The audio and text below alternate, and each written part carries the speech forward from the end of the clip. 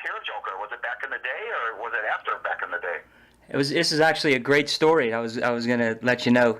We've been metal fans and hard rock fans. I mean, pretty much since birth, and we still listen to the music, you know, to this day. And the story I was gonna say is I was still living at my parents' house. You know, this is a while ago. Just out of high school, my brother, you know, picked up the first album on CD, and he goes, John, he goes, you got to listen to this. You know, knowing how big of a fan I was, so he threw in Remember, and tell you that song, man, it's still one of my favorites to this day. I play it all the time, and you guys are awesome, dude. You really are. That is a pretty cool story. When you say you were living at your mom's and out of high school, help me out with the year. This was after you guys released it in 1990, so I believe this was like 92, 93, something like that. Yeah. It was fresh. All right, cool. Right. And super cool. You know what's funny is we were just at rehearsal Monday night, and we talked about doing that song. And what's funny was Mike Stone, our drummer, actually wrote the first version of that song, and it was actually called "You're Just a Grit Under the Nail."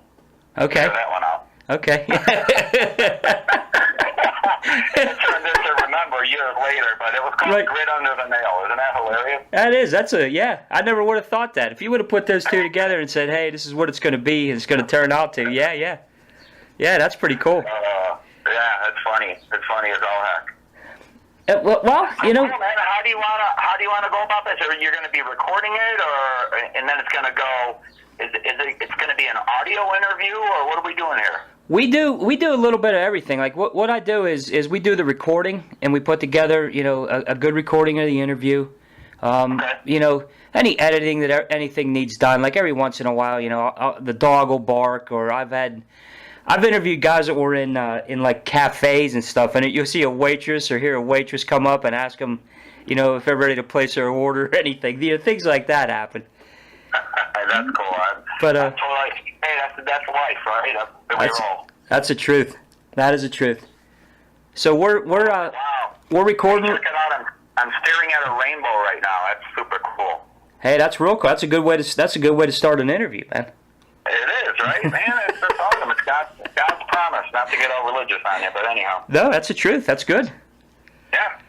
Well, I guess to start out is you know being a fan for so long, I want to get the people educated on the background of the band. So how did you guys get started? I mean, what was the situation you got started? The whole Joker thing kind of incarnated in say 1986. But prior to that, I was singing in a local cover band with a couple guys, and I had left the cover band because the hard rock movement started happening out of LA, and I was like, well, I want a piece of this. I want to stop singing all these covers and write some original music. So I actually stopped singing, and I bought a drum set. I decided I was going to be a drummer. Okay. So I don't know, about a year later or so, I think it was Mike Stone invited me over to a rehearsal. He was rehearsing with his band that happened to be a cover band at the time, and just to come on by and check it out and hang out. And so I did, and I went there, and the singer they had was horrible. I mean, just horrible. Right. and it was kind of one of those, I felt like he was, although I wasn't in the band, I kind of felt like he was pissing in my territory still. Right. So Gotcha. So I kind of waited for him to leave, and then I was like, give me that mic, and we ended up singing a couple songs, and although they were covers, it sucked me right back in. It was, it's hard to get out when you're a singer. Right. Most people become singers in bands because, when you're young, you wanna pick up chicks and pick up girls, and right. And you become a singer because no one else will do it. And that's kind of what happened for me too back in the day. Right. Yeah. So that's how it incarnated. They kind of dragged me in, and then once that happened, we came up with a name for the band, Joker. We moved our rehearsal to the southwest side of Chicago, and and just started writing tunes. You know, we wrote tunes like madmen back in the day, back in '86, '87. And you guys, you know, that any of this stuff, you know, when I look at the, you know, the quality of the material, you know, and still looking back, you know, to this day, I think, how did these guys not, you know, be massive? I mean, because the band is, I mean, incredible to me. Every song. You know what? Yeah. John, but you know what? I'm a pretty modest guy, but you're not alone in that thinking. You know, over the years, I've had hundreds and hundreds of people ask me that same question, and you know, my answer to that is, you know, first of all, we were from Chicago. We weren't New York. We weren't LA, so we weren't on one of the coasts where a lot of the things were happening. Right. And I don't know, man. It's almost like we were. It almost felt like we were always 6 months to a year, kind of behind the times or behind the curve of what was happening. Right. And you know, we finally signed an independent label deal with Red Light in '89, and we thought we were on our way too. You know, we really did. We ended up with a distribution deal, and then the whole, you know, alternative grunge movement happened, and it kind of shelved all of us pop rock bands. And you know what's funny is I don't classify Joker as a hair band. I really don't, because I think the music was too intricate, and there was too many vocal harmonies and vocal parts going on to be a truly hair band, you know? Right.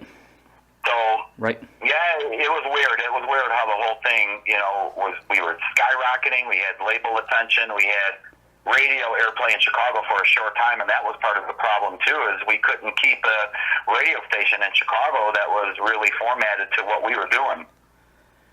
Right, that's and that's it's even like that to this day. I mean, the stations now, you know, it's classic rock and you got country, but there's really nothing anymore for you know, at least standard radio anymore, terrestrial radio for you know, for hard rock and metal, and it's a shame. It's been like that for a long time too.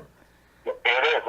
It's been like that for 25 years. It seems like, you know. Right. In Chicago especially, you know, we had local radio stations that would play our music as well as the rest of the bands that were in the scene in the late 80s and early 90s. And trust me, Chicago was extremely healthy as far as the scene goes and that type of music. Right. And we're talking hundreds of bands from Chicago that were extremely talented and they just didn't sign many bands out of Chicago. You know, Enough's Enough ended up getting signed, and maybe a few others, but that was it. As far as that goes, we had Z-Rock for a couple years in the late 80s, and then we ended up winning a Battle of the Band contest for Z-Rock, and we were getting national airplay because they were syndicated. Right. And unfortunately, right when we won the contest, and it was Joker's luck, it seems like it's the same story over and over again, but you know, as soon as we won that battle, we thought we were on our way. They changed the format to country, so we lost it, you know. Yeah, that's a shame. I mean, the timing with so many of the bands, you know, at that time, is it's really sad to see, because the talent level, you know, that came out of that era, you know, I classify the 70s and the 80s is to me the best musicians and the best songwriters that there's ever been. I mean, that is so much talent. Oh yeah, I would agree with you, man. There was, you know, it was. But then again, if you're talking about, you know, people that are essentially our age, that's what we were interested. We were interested in a good lyric and right. a hook and great musicianship with guitar solos and stuff, and you just don't find that too much, I don't think, anymore these days, you know.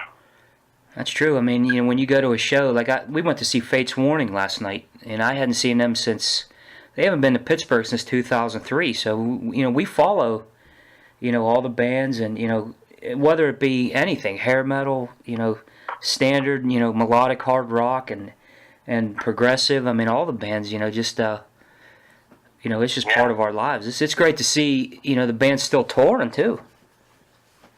Yeah, it's super cool. You know what's funny is you're starting to see a little tiny movement of our age generation bands getting back together and having reunion shows and stuff like that. And right. I don't know if it's nostalgic or if the fans are growing up and want to see it again, but it definitely makes me happy to see that and hear that that's what's going on.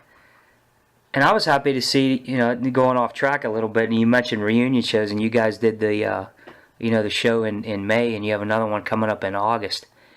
And, man, I wish I was in Chicago, man. Yeah. I'll tell you what. John, it was great. It really was. I mean, it took us a long time to plan it, and, we 3 years ago we started planning this, and then we lost our rehearsal space and kind of hiatus on accident for almost a year. Right. But man, the Chicago group that came out, I mean, we had a great turnout. It was a very successful show. I mean, the band was tight, and we had been rehearsing for a while there. It was great, man. We were so excited, and we're hoping that this momentum that we have right now can launch us into, obviously continuing to play live, but not only that, but to throwing out some new music, which we are writing right now. Oh man, I can't wait. I saw that on there when you posted it, and I said, new music, boy, that's gonna be exciting for you too. I mean, after, really the quality of the material that you put out, early, the self-titled album and Cool Deal and everything that you guys did after that. It was all there. It was, you had something, special that a lot of bands, didn't have. There was a lot of, one-trick ponies, and there was a lot of, really cheesy stuff. But you guys had heart in the lyrics. You had heart in the, in the songwriting, and the quality of the material, is, it stands out to me. It really does. Thank you very much. That's a super awesome compliment. The truth is back in the day when we were writing them songs, we took it very seriously. We wanted to, write some great melodic songs with, like you said, some heart in the lyrics and great musicianship. And we did have a really defined direction on what we wanted to be back then. The funny thing is as you evolve as a band, it's strange because you're not necessarily in that same moment. So, how the newer tunes are turning out now, I think it's going to be a surprise to people, with obviously still that Joker sound to it, with the vocals and guitars.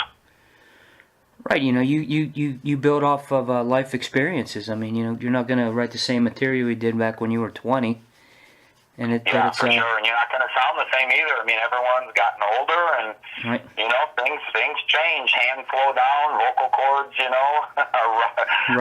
more worn down, and all that. But over the years, we've all been blessed enough to stay somewhat in the scene, whether it's a one-off here or there, or playing with a cover band or whatever. So everyone's chops are sharp, which is what makes me happy. Because with Joker never went into everything just to be good. We don't want to just be good. Right. We want to be outstanding, and we want to really show what we're made of and what we could possibly do. I totally agree, and you guys are fantastic. What I wanted to ask you. What I wanted to ask you is, getting back to, when you guys got together, and you were starting to write the first album. What was the experience like for you? When you went in, did you have material prepared, or was it something that was a lot happened in the studio? How'd that go about? Well, you know what? The truth is all the material was prepared. We would never try to. You got to remember, we're southwest side of Chicago boys, and we were broke, so we would never try to go into the studio unprepared. And we understood that it's going to cost money, and when we get there, we need to make the best of our time. When we got there, so we were fully prepared. But the truth is about Joker, and some people know this, and many people don't, is all of the tunes that Joker ever recorded, they were all written together. We would sit in a room and sit and jam, and someone maybe would have a guitar part or have a vocal part, and we would sit there and we would literally write them all together, including the lyrics. I mean, it was definitely a band, and we were not a single entity that said, "Oh, this is my song and this is my song." It never really transpired that way with Joker. We wanted to make sure it was a group effort, a group effort, and that we all shared, in the responsibility of songwriting, which made us stronger and tighter, and it really, really helped everyone, be involved in the songwriting. That's really cool to hear that. That really is, because that happens like, 1 in a million right there, to have all the guys that, able to work together like that.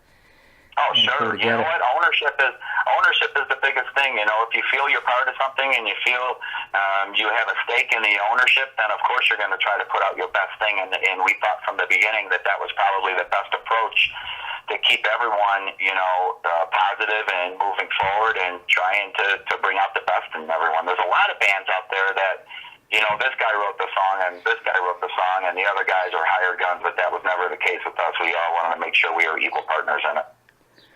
Yeah, that is really cool, and it really comes across, when you listen to the album, even 1990 that coming out, and I hear like, Party for Your Life, and all those songs were, I mean, let's just put it, kicked ass. I mean, there's no two ways about it, from start to finish.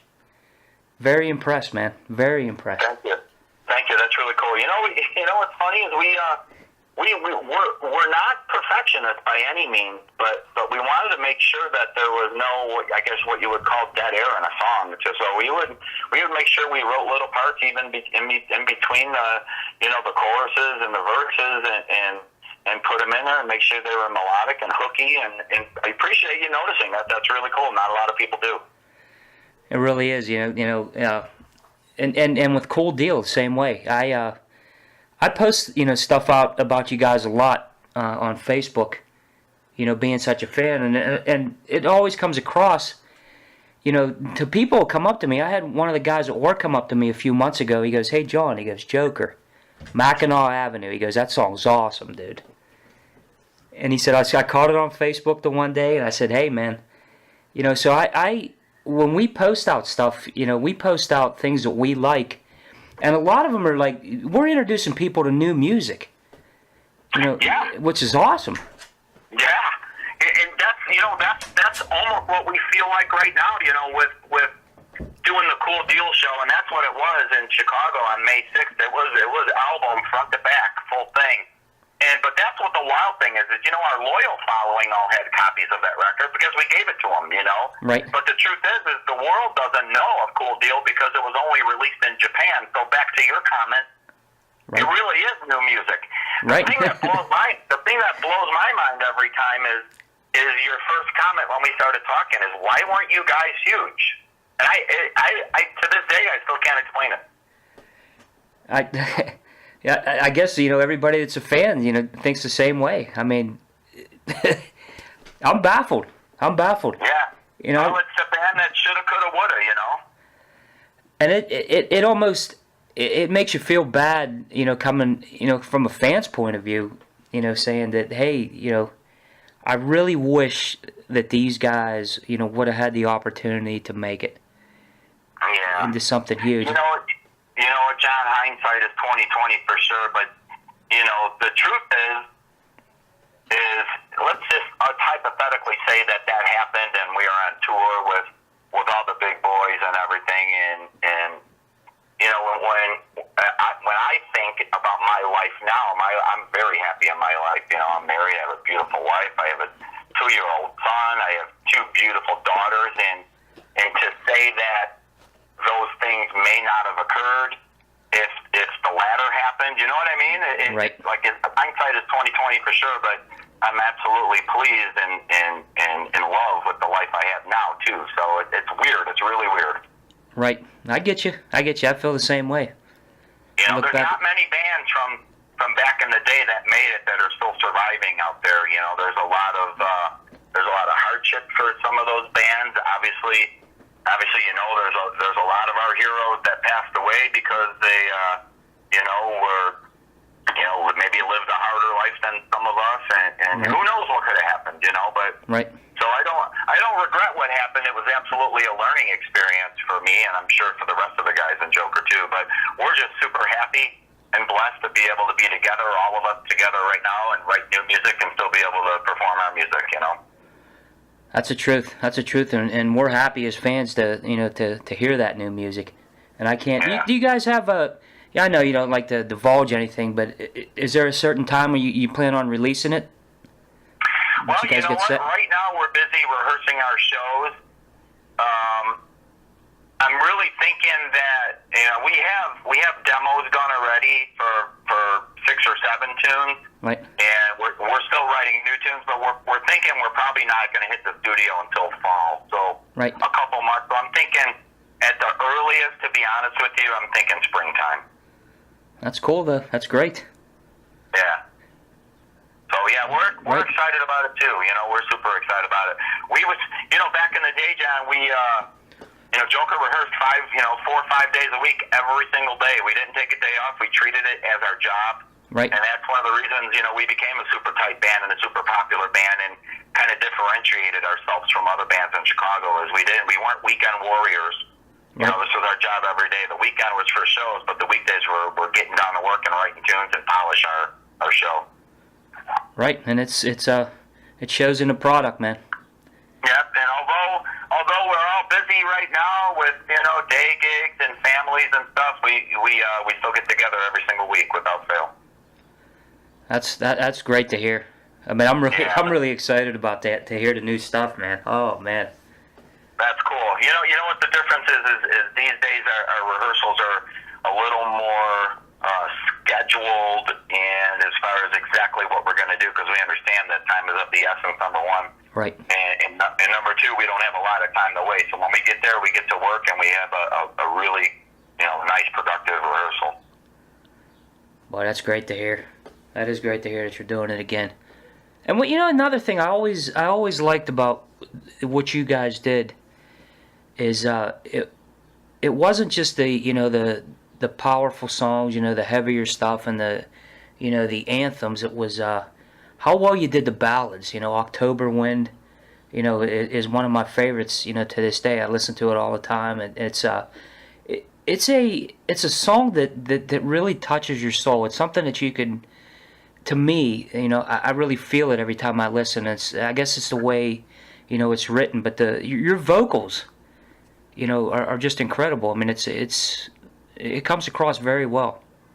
Thank you. Appreciate that. It's I love singing ballads, man. I'm a child of the '70s where there was so many great ballads that I grew up with listening, and to sing a ballad, it really does come from your heart. So it's all about a performance and an emotion, really, and that's a super great compliment from you, and that's really what it's about, is trying to emote your feelings in a song and have it transfer into the listener's ears. So it's really cool that you said that. I take ballads really seriously, and not only because back in the day those were the ones that would make you a bona fide rock star, but just because it touches people. And that's really what music is about. It's the human emotion that's able to transfer to a listener and have them put their own feelings and perspective into it. So, yeah, very cool. That is, and I was thinking, too, about when I heard Beats Like Thunder, that was another one, and I didn't actually hear that one. I was looking up, like some of your stuff, a few years ago, and I caught it. I don't even think it was on YouTube. It was like, did you have like there was another social media page that I caught it on, and I'd never heard the song before, and I said, "You kidding me?" I said, "This is awesome," and then just going the whole way through, and that was another one that stood out to me. I mean, talking about the ballads again is. Wow, you guys just did it right, man. You could tell that you worked hard on that, and you guys took it seriously, and that's incredible to hear. Yeah, thank you. That's really that's awesome. All of the songs we've ever recorded, we put a lot of thought and time into them. We never were in a situation, unfortunately, where a record label was like, "We need more songs," and then we just start spewing out ideas, right. to fill up an album. We were never in that position. We always had well-rehearsed songs and well-rehearsed parts. And so that's a good thing. I don't know if it's a curse, but it's definitely a good thing as far as our catalog goes. Right, definitely. And how about how's the writing nowadays? I mean, as far as since you guys haven't written a whole lot of new stuff, and you're back together getting this rolling again, what's the writing process like nowadays for you? It's very similar. It's a formula that we've tried to keep true to. You know, someone will come in with a guitar idea, and maybe a melody without lyrics, and say, hey, check out this idea. You know, that's one of the biggest things that we do when we get to rehearsal. You know, it'll be kind of go around the table and say, all right, what do you got? You know, one of those kind of things. So, right. You know, Nick will say, hey, I got this, check this out. So, you know, he'll start playing a really cool guitar part with maybe half a verse that's just really just a melody kind of thing. And then from there, you know, truthfully, what we do is we'll figure out a quick arrangement to it, record it, send it out to everyone, bring it home, work on it, and show up the next week and say, hey, check this out, here's what I did. And that's the Joker way. That's kind of the way we've always gone about it, and that's the way it continues. That's really cool. And this is the Cool Deal lineup, the original lineup, correct? Absolutely, yep. That's great to hear. With so many bands, you know, going in, if it's a 4-piece, you know, they have 3 guys that are your originals, and you know, and for you guys to be able to say that you're still together and still doing this, I mean, that's great. It is. It's pretty cool that none of us are dead, right? That's the fantastic part about it. We like it, so. Oh, that's funny. Now, when you bring out the new material, is you know, based on, you know, how things are going and everything, is there any plans to do any initial shows even outside of Chicago? We would love to. You know, as of right now, we're free as far as a booking agency. We're kind of self-booked right now, so we're kind of, you know, we've decided that, you know, we want to play your venue, but the truth is we're not really into negotiation. Here's what we're bringing. This is what we need. Right. That kind of thing. So, you know, definitely in the plans to hook up with maybe a national label too, where they can get us, you know, some shows outside the city. But, you know, I've had plenty of fans just through our social media pages saying, when you come into Florida, when you come into Michigan, when you come into Pittsburgh. And right. The truth is I would absolutely need to network with people like yourself and say, well, what would be the place that we would want to play in Pittsburgh? And then make contact there, and obviously have a marketing campaign to get some motivation going and go and do it. I was gonna say, I mean, we have a few venues out here, and with us being in the scene, you know, I know a couple good promoters out here, and we would help you guys, you know, do the promotion and everything, you know, because we're big on that. Let's talk about that offline, because I'm indeed right. Indeed is interested in that, and take this show on the road, you know. You better believe it. We'll definitely do it offline, Tony. Definitely. Yep. Now with the new, you know, you got the show coming up in August. You know, what's the plans for that? Is it just going to be the Cool Deal? I know you guys mentioned you're going to be doing a couple different things on that. Let the fans know a little bit about it. You know, it's not going to be. It's going to be songs off a Cool Deal. You know, songs that fans want to hear as well as what we want to play. But we're also going to dig into the first record too, and probably do half of that. And then, you know, something you may not know, but you know, back in the day, you know, when we would perform live, we were what we call the kings of the medley. So we would string together about 10 cover tunes, change them around, do them our way, and kind of play them in like a 20 to 25 minute kind of medley, and we brought that back. Cool. In a sense, but we're keeping true to our abilities, and we're making them obviously guitar and vocal heavy. So right now we're doing kind of what I call the trilogy of medleys, which is the 70s, 80s, and 90s kind of medley. Cool. Where we play, you know, not the songs that your local cover band is playing, but maybe the B-sides, which I always called the cooler tunes anyway. Right, you're right. Exactly right. I totally agree there, man. You know what was cool was at the May 6th show, we did the full, you know, deal, front to back, every single song, and then we did a 35-minute 80s medley that people it just blew their minds that we were doing that, and it was really fun. You know, it's almost like, well, here's the songs you want to hear, and now here's some songs we want to play. Right. You know, that we were maybe inspired by or influenced by, and then we ended the night with a couple tunes off the self-titled EP record too. So it was great, and that's kind of the formula we're looking at going forward right now. Right. The truth the truth is any new venues we go to that maybe, might have a younger crowd won't potentially know Joker songs, but they may know these cover tunes to where we could turn them on with that, and then they say, what was that other song they did? Right. Their own song, and kind of introduce them to Joker that way. That's a great way to do it, man. People need to hear it. And the younger fans, we're starting to see a lot more younger people at shows. Everybody that we interview, we talk about that and bring it up, and it's refreshing to see. You see a guy with his son there. His son's 13, and he's listening to Judas Priest, and yeah, you name it. Yeah. It's cool. For sure. And you know what? When you really think about it, people that are 50 years old right now, that 80s scene was their teenage years, maybe, or early 20s, and now they have kids that are 20. And right. You know what happens? Why am I a 70s kid? Well, I'm a 70s kid because my parents, when I was a little kid, 5 to 12 years old, drove around in their car and listened to that music. So, right. Of course. Right. So it's the same thing right now. So I think this generation that's becoming of age right now is more turned on, to that music of our day because that's what their parents listen to. Yeah, you're exactly right, and that kind of falls in line with with how the '70s bands influenced the '80s, and and so forth.